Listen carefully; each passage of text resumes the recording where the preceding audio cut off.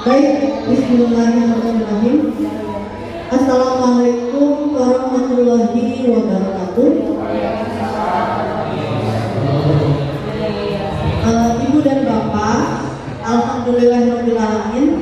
Hari ini kita bisa bertemu, berkumpul, bersua, bertatap muka dalam kegiatan berbagi praktik baik aksi nyata modul 1.4 budaya positif dalam program pendidikan guru penggerak.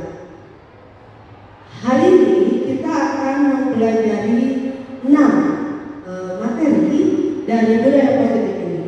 Yang pertama, mengenai kebutuhan dasar manusia, disiplin positif, nilai kebajikan, keyakinan kelas, kemudian motivasi, hukuman, konsekuensi, dan restitusi. Ada 5 posisi kontrol dulu, dan nanti kita akan mempelajari mengenai implementasi segitiga restitusi.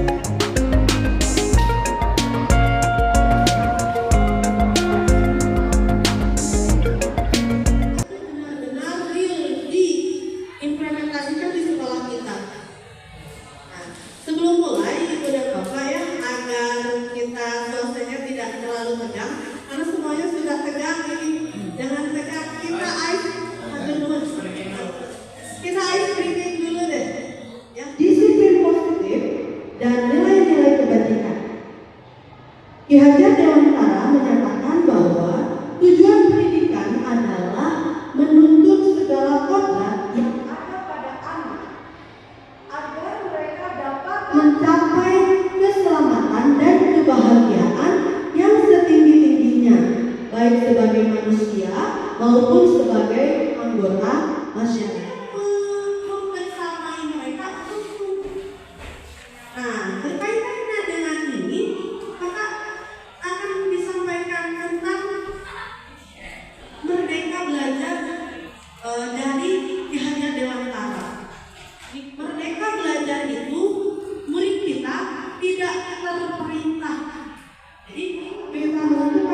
Tujuannya sendiri dan dapat memerintah dirinya sendiri. Nah, kemudian anak murid kita itu berdiri pada kekuatan sendiri, yang artinya kemandirian seseorang dalam mencapai tujuan dengan usahanya sendiri. Nah, yang terakhir itu disebut sebagai merdeka ketika mereka cakap ya mengatur hidupnya. Jadi seseorang itu bisa terampil mengatur hidup sendiri secara tertib berdasarkan nilai dan norma masyarakat. Nah, jadi Ibu dan Bapak, menurut Ki Hajar Dewantara, merdeka itu berarti tidak hanya terlepas dari perintah ya. Jadi merdeka itu tidak hanya terlepas dari perintah dari orang lain, tapi juga cakap untuk memerintah dirinya sendiri. Jadi dia tahu persis dirinya itu bebas untuk menentukan tujuannya sendiri, tapi dia juga mampu berjalan di koridor tanpa mengganggu orang lain. Maka, menurut Kemdikbud, disiplin positif adalah kedisiplinan yang berasal dari dalam diri. Jadi self disiplin. Dari dalam diri siapa? Dari dalam diri peserta didik, tanpa dipengaruhi oleh hukuman ataupun ada hadiah. Jadi mereka itu melakukan disiplin itu memang karena mau dari dalam dirinya, bukan karena ada hadiahnya atau takut karena ada hukumannya. Nah, Ibu dan Bapak, tujuan dari disiplin positif adalah membentuk individu yang mampu menguasai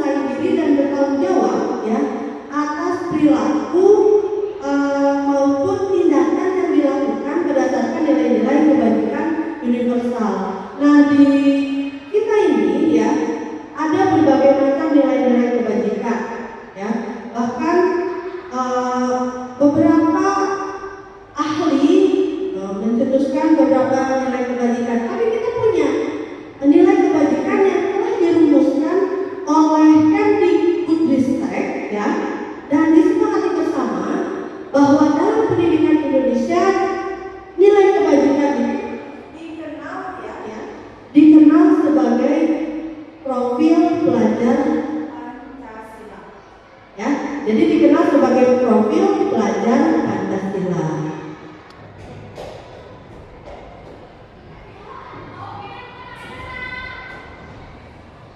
Ada 5 kebutuhan atau teori kebutuhan manusia yang diungkapkan oleh Maslow. Nah, hierarkinya itu yang paling mendasar, ya, ada di sini ada piramidanya, bahwa kebutuhan yang paling mendasar dari seorang anak atau dari seseorang dan seorang manusia itu adalah kebutuhan fisiologis. Nah, kemudian yang kedua ada kebutuhan tentang rasa aman. Jadi dia merasa aman dari ancaman dan bahaya dari serangan hewan atau kestabilan emosi hingga kesehatan. Jadi anak-anak murid kita, mereka bisa terpenuhi rasa amannya ketika di kelas itu mereka stabil secara emosi, dia juga sehat ketika belajar, ya, maka dia akan mencapai belajar itu dengan tenang dan bahagia. Kemudian yang ketiga, kebutuhan kasih sayang, ya, kebutuhan kasih sayang, di mana kebutuhan sosial ini mencakup cinta, kasih sayang dan kepemilikan. Jadi anak-anak murid kita di kelas biasanya suka agak pulpen aku diambil, dia marah, terjadilah pertengkaran, ya, karena pulpennya diambil, ya, berarti rasa kepemilikannya itu terancam oleh orang lain. Nah, yang terakhir belum, yang keempat nih ada penghargaan, dan yang kelima ada aktualisasi. Ya, baik. Jawabannya boleh dibacakan satu persatu atau perwakilan saja. Siap, dari itu aja. Kalau kebutuhan itu tidak terpenuhi, yang pertama mungkin akan merasa tidak Hati. kemudian akan merasa tidak aman, kebutuhan keamanannya tidak Merasa tidak enak hati dan merasa tidak aman. Nah, baik, dari yang berbeda.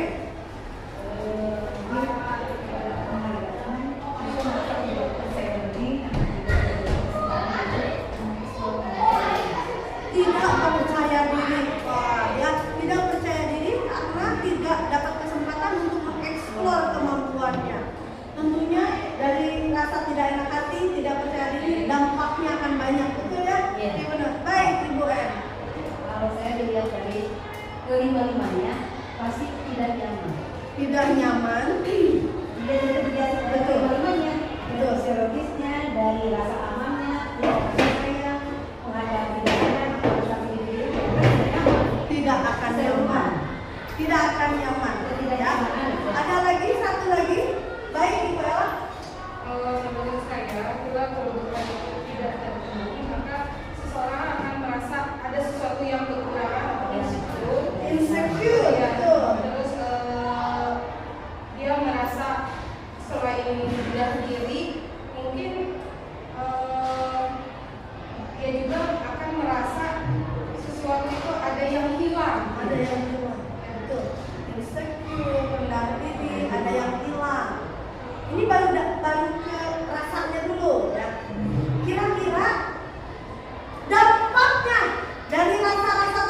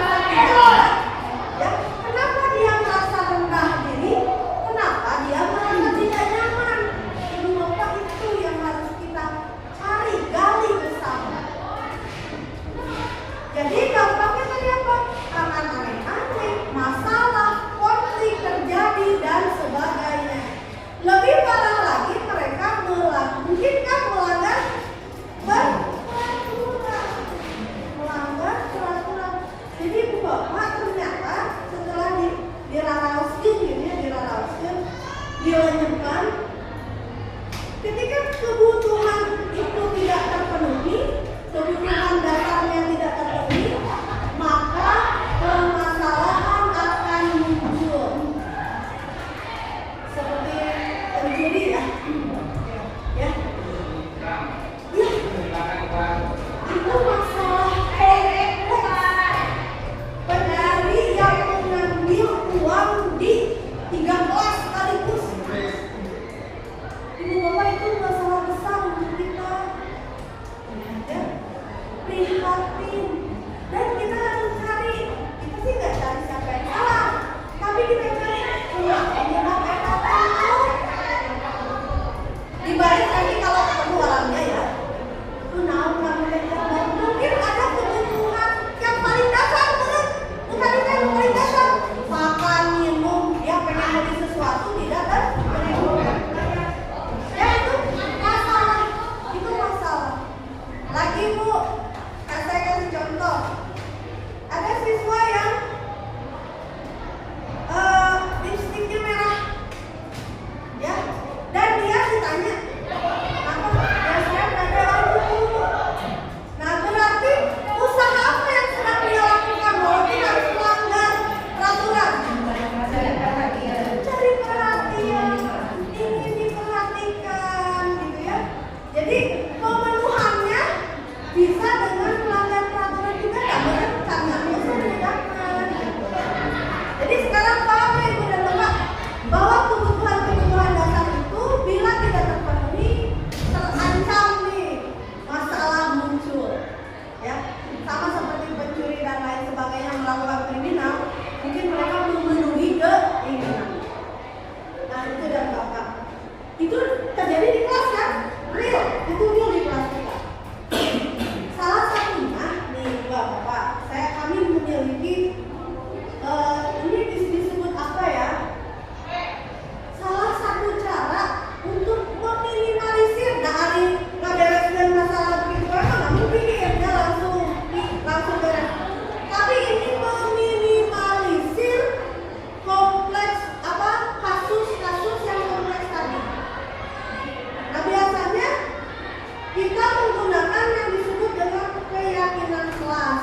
Oh kita kan sudah tahu ya yang namanya kesepakatan kelas waktu itu kurang lebih sama.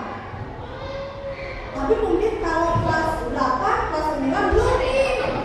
Nanti kita akan mulai dari Ibu dan Bapak mungkin bisa sharing ke rekan-rekan kita. Nah keyakinan kelas yaitu pernyataan-pernyataan yang disepakati bersama oleh guru dan siswa. Seperti yang pernah kita praktekkan waktu itu, asalnya dari siswa di kolektif demi tujuan kelas yang diinginkan. Nah gitu ya, untuk menjadi pedoman dalam bersikap dan perilaku di kelas. Ada yang disebut dengan ikhlas. Ikhlas, apa sih ikhlas? Implementasi keyakinan kelas. Nah sekarang Ibu Bapak kita akan mengerucut saja untuk menyusun keyakinan kelas di kelas kita nanti ketika awal pembelajaran. Nah tadi juga ada yang sempat miss di saya, harusnya kita praktek dulu membuat keyakinan kelas dulu kita. Tapi tidak apa-apa terlambat ya. Sekarang coba di kelas ini kita kan sedang belajar juga ya, kita belajar bersama. Kira-kira Ibu Bapak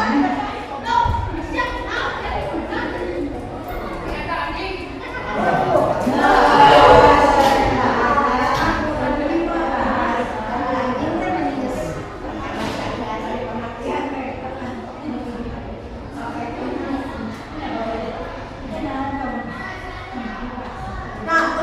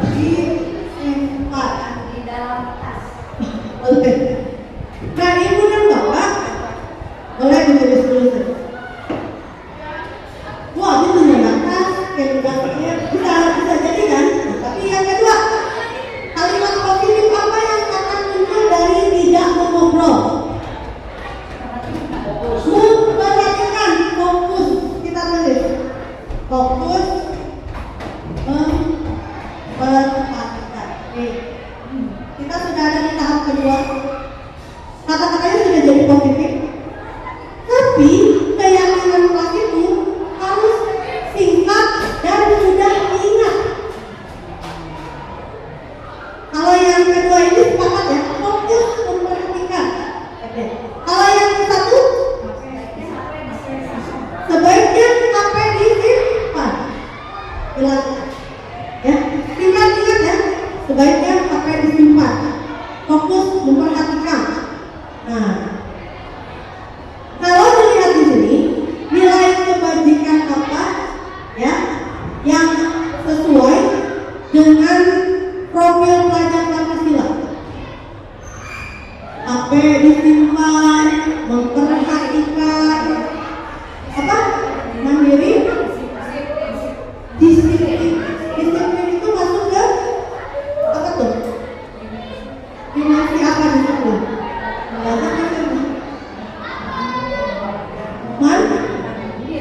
Mandiri. Jadi di dalam kita harus mandiri. Kan mandiri itu tahu peraturan dan paham mengatur diri sendiri. Maka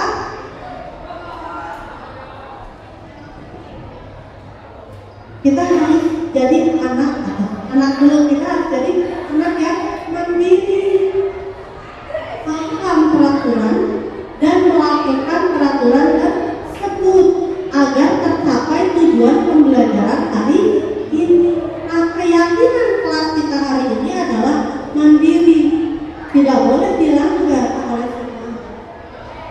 Keyakinan kelas kita, HP disimpan, fokus memperhatikan sesuai dengan nilai kebajikan mandiri. Jadi di kelas kita ini akan dibentuk siswa yang mandiri atau ibu bapak yang mandiri, yang paham betul peraturan dan paham cara melakukan. Nah ibu bapak, jadi inilah keyakinan kelas yang harus kita sepakati saat ini. Ya, terima kasih. Itu contoh ketika nanti ibu dan bapak membuat keyakinan. Jadi ungkap dulu peraturan yang mereka inginkan.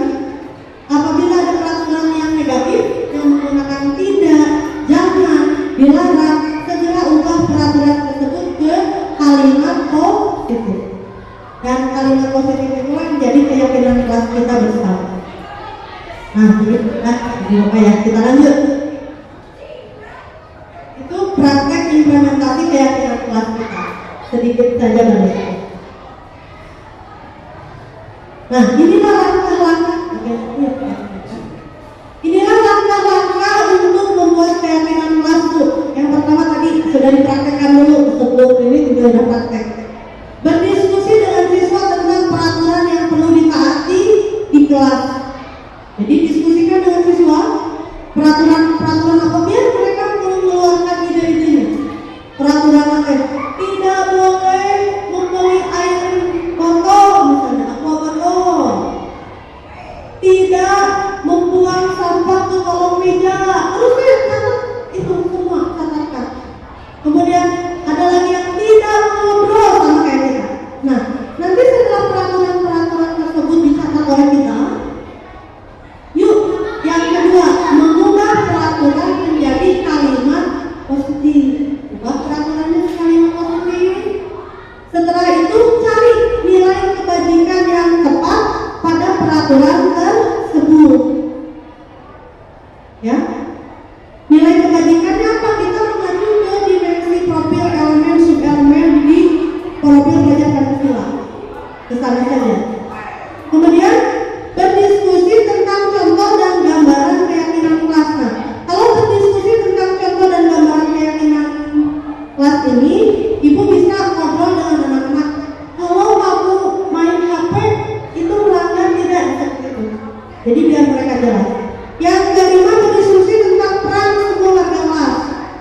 Jadi semua warga kelas itu harus tahu perannya untuk mewujudkan keyakinan kelas ini. Jadi semuanya berperan. Yang keenam, meninjau ulang keyakinan kelas. Jadi jangan disimpan saja di tembok, tapi apakah masih sesuai dengan kelas kita atau perlu diubah, ya, keyakinan kelas kita. Nah, keyakinan kelas kita hari ini adalah mandiri. Jadi kita harus Amin. Silakan atur semua sendiri dan kita lebih paham. Baik Ibu dan Bapak, itu adalah 3 materi dari saya mengenai. Nah, ini contoh keyakinan kelas, ya. Gotong royong, mandiri, saling menghormati, ya. Ini contoh saja. Saling menyayangi, menjaga kebersihan, mengerjakan tugas tepat waktu. Jadi salah satu contoh dari keyakinan kelas, dan ini ada di kelas saya, ya. Ada gotong royong, mandiri, saling menghormati, saling menyayangi, menjaga kebersihan, dan mengerjakan tugas tepat. Motivasi. Jadi motivasi siswa. Jadi Ibu dan Bapak, motivasi siswa itu ada 3. Satu, ini kaitannya dengan hukuman, ya, hukuman dan konsekuensi. Motivasi siswa itu ada 3. Boleh di kita juga sama. Jadi motivasi dasar manusia ada 3. Motivasi dasar manusia ada 3. Yang pertama, melakukan karena takut hukuman, ya. Jadi melakukan atau tidak melakukan karena takut hukuman, ya. Nah, ini kenapa tidak dijelaskan? Karena kaitannya dengan hukuman tadi sebenarnya. Ini kelewat, ya, tidak terjelas. Jadi motivasi pertama adalah melakukan atau tidak melakukan sesuatu karena takut hukuman. Dasar anak-anak kita begitu, ya. Terpaksa, ya. Yang kedua, motivasi kedua, melakukan atau tidak melakukan sesuatu karena ada penghargaan, ya, karena ada penghargaan. Percaya atau tidak bahwa penghargaan itu, akhirnya saya bahas harus terkait di bagian kedua, ya. Penghargaan itu adalah sebuah hukuman juga, Ibu Bapak. Kenapa demikian? Kenapa penghargaan itu sebuah hukuman? Contoh begini, ketika saya memberikan hadiah, ini dalam bentuk barang dulu, kepada siswa ranking 1, 2, dan 3, lalu bagaimana dengan siswa lain yang tidak memperoleh hadiah tersebut? Apakah tidak patut dihargai untuk keberhasilannya? Padahal mereka juga sama belajar selama 1 tahun, melewati masa-masa sulit dan tugas-tugas juga.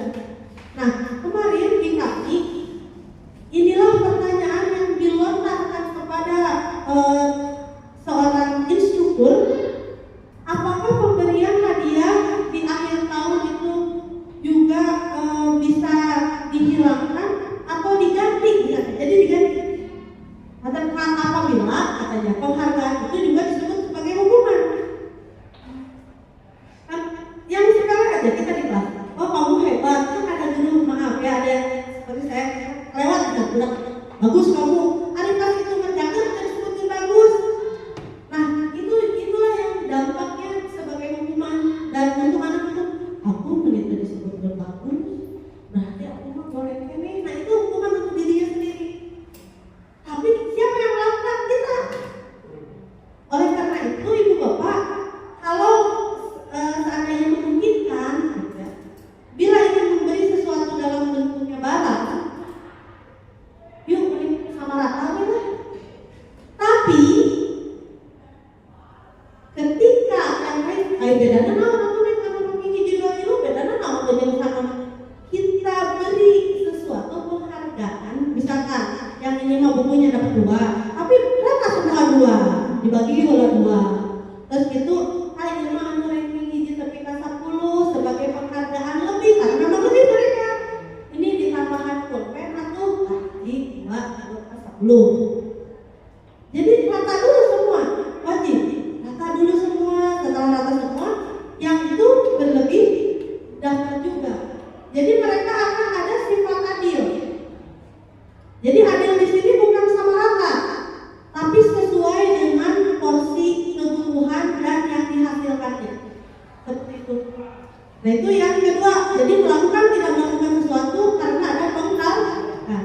Yang ketiga, dan ini yang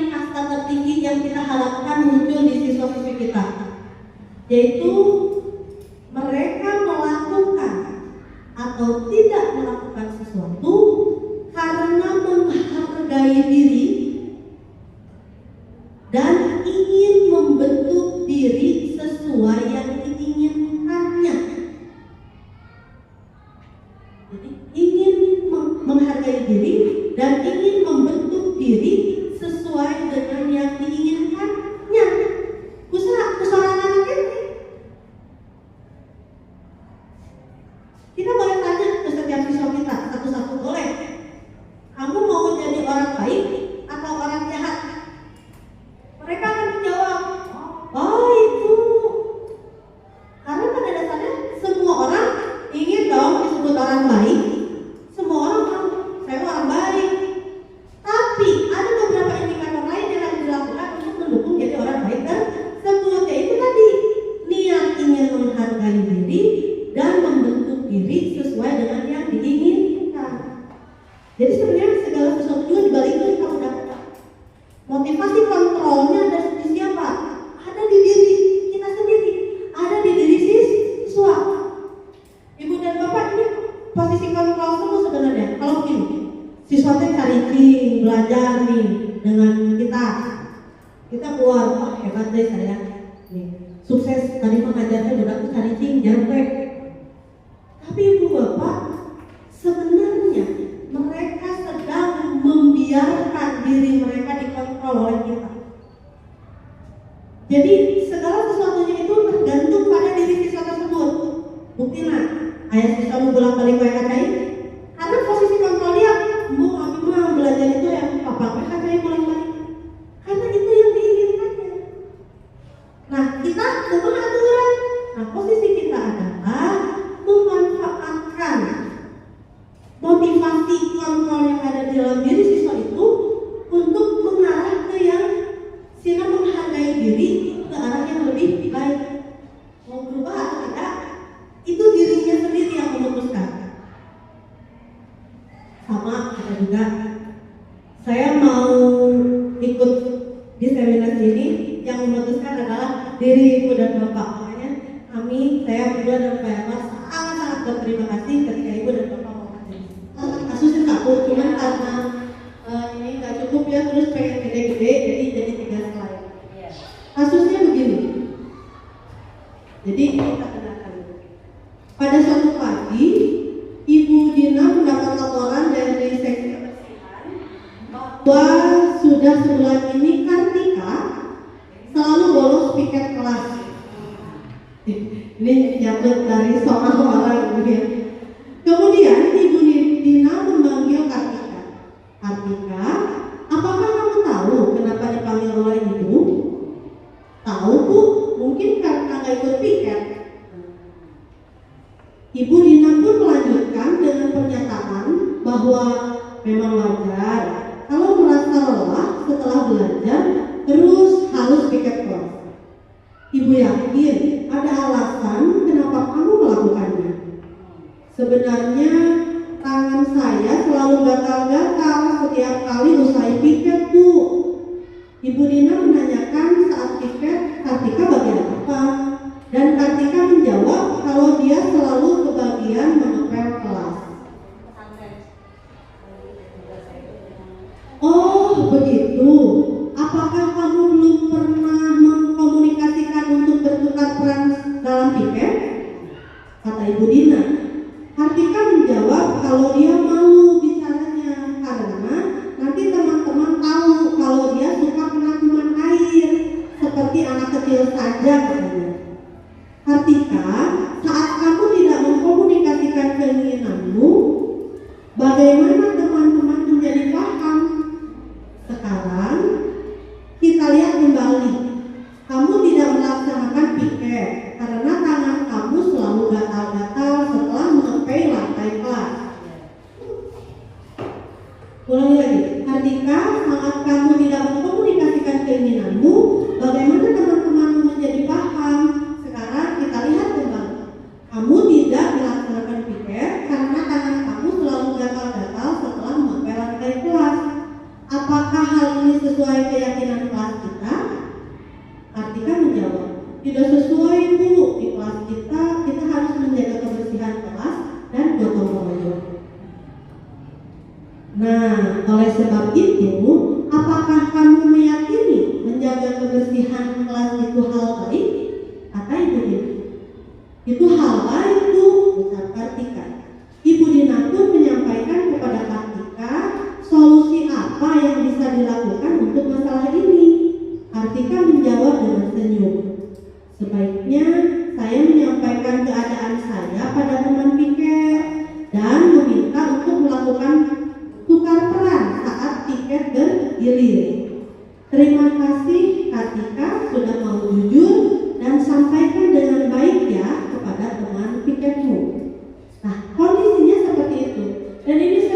terjadi di kelas kita juga. Ada siswa yang ngadu ke kita, Bu, si itu salah pikir, Bu, si dia salah itu sering. Tapi selama ini jujur saya belum pernah nih menanganinya. Saya cuma mengatakan, kamu kalau berpikir, bisa berpikir ya, hanya sampai di sana. Nah sekarang mari kita lihat narasinya seperti ini, kejadian yang tadi si Kartika ketika itu menawan kita tahu. Nah, kuisnya silakan diisi lagi di post-it. Ya, nanti saya share lagi. Ambil satu kan, biar saya capek. Kasihkan biar ambil satu. Oh iya. Gak apa-apa. Gak apa-apa satu. Yang kelihatan kerja. Soalnya, nah ini soalnya ada 3. Boleh dijawab dalam satu kalimat, boleh dijawab di skripan gitu, boleh. Ini tergantung ibu dan bapak. Apakah dalam pemecahan masalah tersebut sudah melakukan restitusi? Apabila ya, tuliskan beberapa pernyataan yang mendukung. Apabila tidak, tuliskan hal apa yang tidak sesuai dengan restitusi. Bukan berarti yang kalimat terakhir. Apabila tidak, tuliskan hal apa yang tidak sesuai dengan restitusi. Kalau menurut kita misalnya sesuai dengan restitusi, Berarti yang ketiga tidak dijawab. Jadi ini jawabannya tergantung bagaimana ibu dan bapak. Dari narasi tadi, apakah pemecahan masalah yang dilakukan Ibu Lina dengan Kartika ini sudah termasuk ke dalam restitusi? Apabila iya, tuliskan pernyataan-pernyataan yang mendukung. Bukti mana kalau Ibu Lina sudah melakukan restitusi? Pernyataan atau pertanyaan apa saja yang mendukung? tapi konteks yang paling ini manusia yang Baik, muncul lagi. Ya, muncul lagi. Nah, iya kan ditinggal deh. Ya, silakan ini di slide pertama. Apabila memang mendukung, apabila memang sesuai dengan dikirim ke HP ya, dikirim ke HP ya, di kalimat. Oh gitu. Gak apa-apa dikirim ke kalimat juga bisa. Ya mau lihat. Nih. Yang pertama ya, mungkin kamu gak itu pikir Ibu wajar kalau perasaan saya boleh keluar. Ibu yakin ada alasan kenapa kamu melakukan? Oh, masih butuh yang pertama? Sudah dikirim sama saya. kalimat. Iya, kalimat apa ya? Ya. Jadi kita menganalisis ya. Jadi peraturan nomor 1 dari itu. Ya, Yang nomor 1 di papan tulis. Sebaiknya habis sih.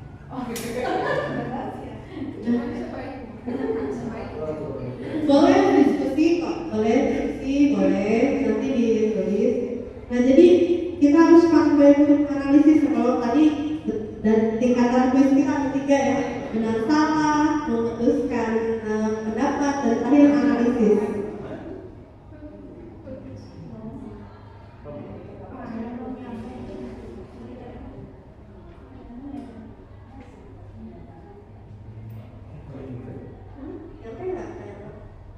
Ini pertanyaannya ya, apakah pemecahan masalah tersebut sudah melakukan restitusi?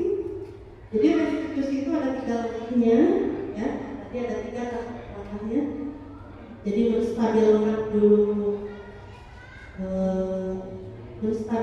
dulu identitasnya, memvalidasi kesalahan, dan yang ketiga menanyakan keyakinan. Katanya kan itu HP.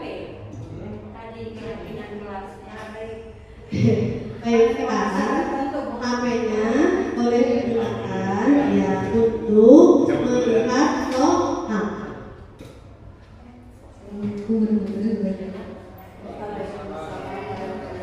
saya sudah melakukan tersebut.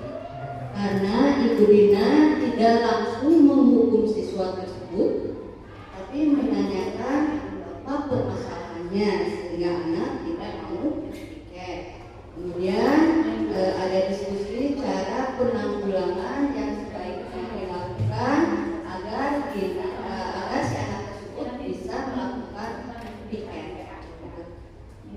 Tepuk tangan ya.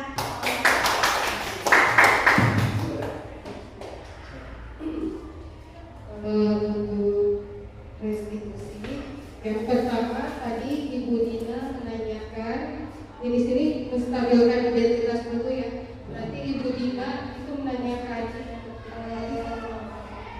apakah kebersihan itu penting di sana ya? Piket itu penting nggak untuk menjaga kebersihan? Dan Kartika menjawab ya penting.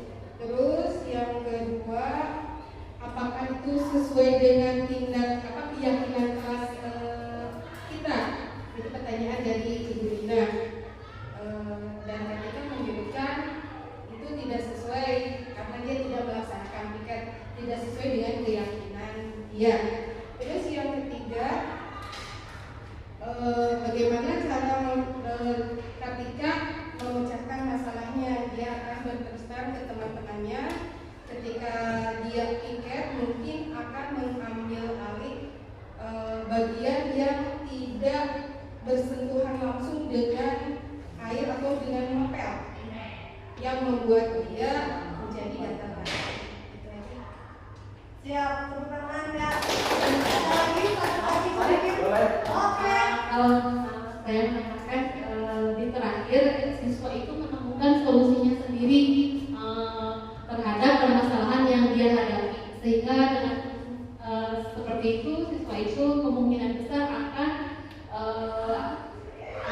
menyadari dari dalam dirinya dan tidak akan melakukan tidak akan memperbaiki misalnya apa solusi yang ini, misalnya dia akan memberitahu kepada temannya untuk keluhan yang dia hadapi dan menyampaikan solusi yang harus dilakukan. Betul ya. Tangan. Baik, dirasa cukup ya. Baik, tidak. Yang sudah diambil ternyata kita dapat. Baik. Ibu dan Bapak. Wah, ini terakhir ya.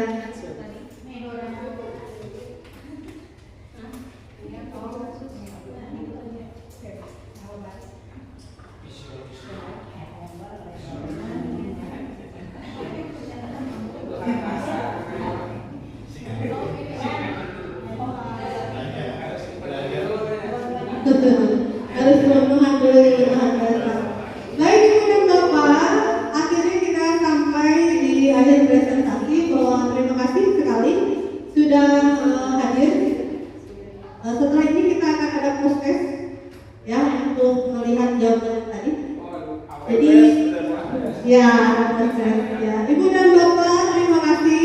Marilah kita bersama berkolaborasi untuk menciptakan budaya positif di SMP Negeri 4 Sumedang untuk mencapai generasi yang lebih berkarakter dan berprestasi, yang selalu berinovasi, smart, profesional, agamis, dan kreatif. Tepuk tangan untuk kita semua.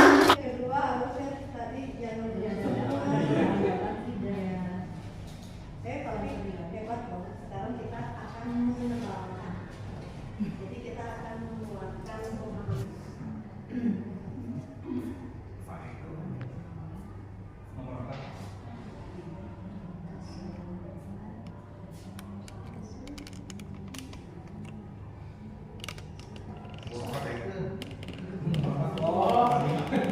benar-benar sama. Nah, tempat 5.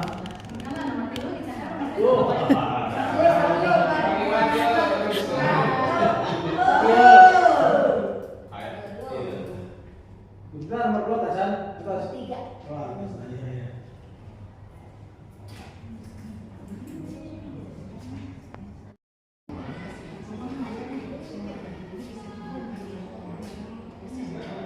Gimana ayahnya? Tadi mau mikir keras.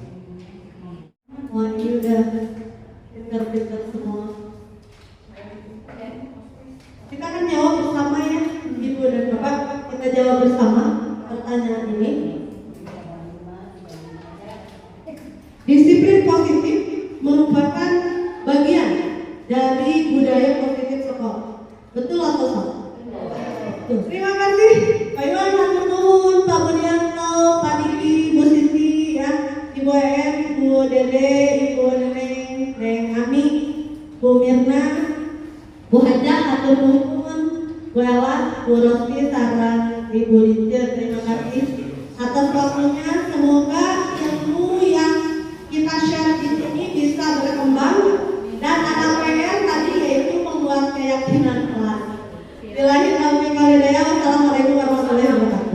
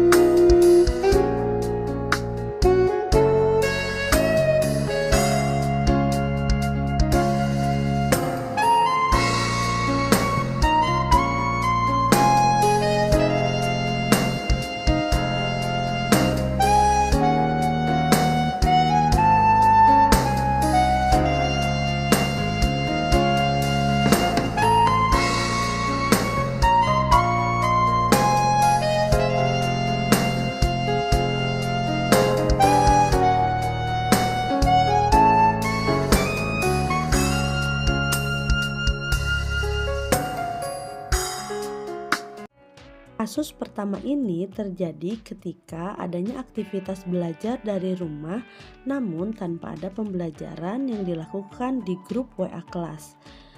Terakhir diketahui bahwa ada kesalahan yang dilakukan oleh admin sehingga tidak terjadi pembelajaran di kelas tersebut. Kasus yang kedua, adanya sebuah keluhan dari guru mata pelajaran matematika tentang seorang siswa yang belum mengerjakan tugas-tugasnya. Baiklah, mari kita simak bersama kasusnya.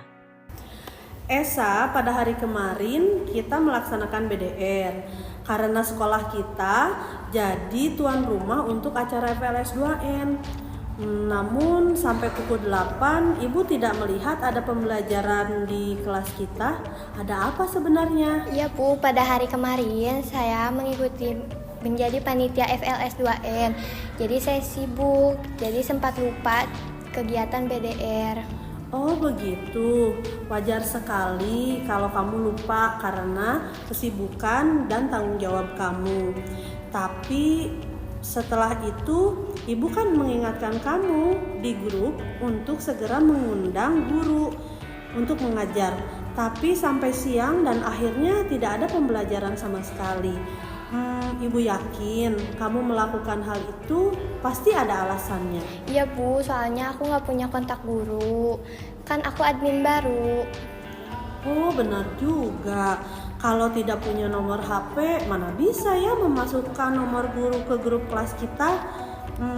Lalu bagaimana sekarang? Coba kamu pikirkan. Keyakinan apa yang sudah kamu langgar dalam hal ini? Iya Bu, saya sudah tidak jujur karena saya tidak mempunyai kontak guru. Seharusnya saya meminta bantuan kepada teman-teman untuk menjadi admin sementara. Benar sekali Esa. Menurut kamu, apakah jujur dan bertanggung jawab itu penting? Penting sekali Bu. Bagus. Jadi baik, apabila menurut kamu jujur dan bertanggung jawab itu penting, maka solusi apa nih yang kamu tawarkan untuk bisa menyelesaikan permasalahan kita ini? Seharusnya saya meminta kepada Ibu dan tidak bertanggung jawab juga. Esa, apakah menurut kamu jujur dan bertanggung jawab itu penting? Penting sekali Bu. Nah, oleh karena itu, apabila menurutmu jujur dan bertanggung jawab itu penting, lalu apa solusi yang bisa kita lakukan, yang bisa Esa lakukan untuk memperbaiki masalah ini? Seharusnya dipikirkan terlebih dahulu dan memprioritaskan yang paling utama dan meminta bantuan kepada teman-teman untuk menjadi admin sementara. Hebat sekali. Jadi tepat sekali apa yang kamu ungkapkan. Nah, jadi Esa lakukan semuanya dengan bertanggung jawab dan tetap semangat ya. Baik, Bu. Nasya, sebentar lagi kita kan menghadapi ulangan untuk penilaian akhir tahun dan kenaikan kelas kamu. Tapi ada ibu guru matematika yang menyampaikan keluhannya bahwa tugas-tugas kamu belum dikerjakan. Apa benar? Benar, Bu. Mengapa kamu tidak mengerjakan tugasnya? Iya, tugasnya banyak, Bu. Jadi saya bingung mau ngerjain dari mana dulu. Ibu yakin tugas menumpuk sampai banyak seperti itu pasti ada alasannya. Ya, Bu, awalnya 2 minggu ini saya sibuk karena latihan basket untuk pertandingan. Jadi sampai ke rumah saya capek dan berniat untuk mengerjakan di waktu senggang. Oh, wajar saja sih memang kalau sudah berolahraga pasti tubuh kamu lelah dan capek. Tapi mengapa kamu setelah senggang tidak mengerjakan tugasnya? Saya keburu lupa, Bu, ditambah materi baru, jadi aku bingung. Iya, memang kalau tugas makin banyak, kita jadi makin repot untuk mengerjakannya. Belum lagi kamu harus mengerjakan tugas dari mata pelajaran lain, sehingga semakin menumpuklah PR dan tugas-tugas kamu. Nah, dalam hal ini, kamu sudah melanggar keyakinan kelas kita yang mana coba? Harus mengerjakan tepat waktu. Benar sekali, Nasya. Apakah menurutmu mengerjakan tugas tepat waktu itu baik? Baik sekali, Ibu, agar tugasnya tidak menumpuk terlalu banyak. Nah, baiklah. Bila menurutmu mengerjakan tugas tepat waktu itu baik, lalu apa solusi yang bisa kamu lakukan untuk menyelesaikan permasalahan tugas matematika yang menumpuk ini? Saya akan segera mengerjakannya dan menghubungi guru matematika untuk memberikan saya waktu untuk mengerjakannya. Hebat, karena dengan bersikap jujur dan bertanggung jawab mengerjakan tugas tepat waktu, maka itu akan membantu kamu untuk meraih prestasi, Nasya. Jadi semoga kedepannya kamu mampu mengerjakan tugasnya tepat waktu ya. Baik, Ibu. Udah, ayo udah. Menurut saya, ketika guru melakukan diskusi tentang kesalahan siswa bukan dengan cara marah, membuat kita menjadi lebih tenang dan tidak gugup saat menjelaskan kesalahan yang sebenarnya. Saya lebih tenang dengan metode ini karena saya tidak takut untuk menjawab pertanyaan-pertanyaan dari Ibu Guru.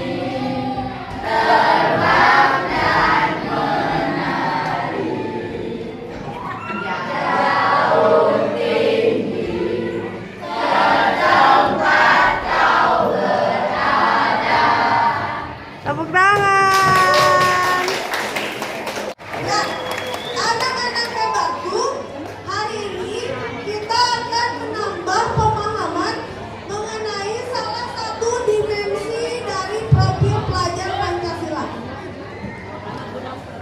Siapa yang tahu? Ini masih berdiri. Mau duduk nggak? 1, 2, 3, duduk yang bagus, yang rapi. Ya. Handphonenya di mana? Handphonenya disimpan di mana? Uangnya di mana? Di saku. Jangan taruh uang di kelas nggak ada siapa-siapa ya. Iya. Siapa yang tahu dimensi dari profil pelajar Pancasila? Acungkan tangannya. Siapa yang masih ingat? Lihat, gua bingung emotnya hiji. Hiji, sebagian. Tuh, yang masih ingat. Sini. Sini maju.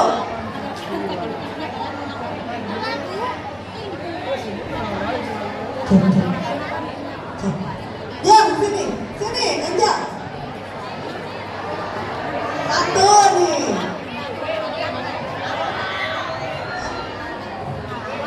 Beriman dan bertakwa pada Tuhan Yang Maha Esa, betul nggak? Ada tidak dimensi itu? Coba, ada nggak? Ya, udah. Terima kasih aja hadiahnya. Stiker anti air ya. Yo. Yang kedua, dimensinya apa lagi, Jong? Kan baru 1. Dimensi itu ada berapa? Profil pelajar Pancasila berapa? Jong yang tahu ada dimensinya ada berapa? Ngacung dulu. Biar tahu identitas diri kita. Ngacung dulu. Ayo. 1. Jangan malu-malu. Yuk, 1 sampai ya sini. Sini yang ngacung. Gila, kalau lama nanti semakin lama nanti makin panas. Ya, yang tahu berapa jumlah dimensi profil pelajar Pancasila? Acungkan tangannya. Tidak ada salah dan benar. Kita sedang belajar. Kalau salah berarti kita nanti akan tahu yang benar. Jong yang tahu ya profil pelajar Pancasila ada berapa? Mana? Guru kira seberapa kira? Ngacung dulu ke sini. 1. Yuk nyanyi dong biar ingat sambil dihitung ya. 1, 2, 3. Belajar Pancasila, beriman dan bertakwa Tuhan Yang Esa dan akhlak mulia, berkebinekaan global, goyong mandiri, benalah sekali deh. Belajar sila, beriman dan bertakwa pada Tuhan Yang Esa dan berakhlak binekaan global, gotong royong mandiri, terus reaksi dan Warahmatullahi wabarakatuh. Waalaikumsalam. The honorable judges, ladies and gentlemen. Hello, how are you today? Hi. I hope I'll be having great condition today. My name is Tasha Azara Yoga, but you can simply call me Tasha. On this occasion, I would like to tell you a story from our province, West Borneo. The story is called The Crying Stone. So let's get started. Once upon a time, there was a beautiful girl who lived in a small village in Kalimantan with her mother. The girl's name was Darmi. Darmi was very beautiful. She always wanted to be rich and beautiful. But on the other side, she's very lazy. She never helped her and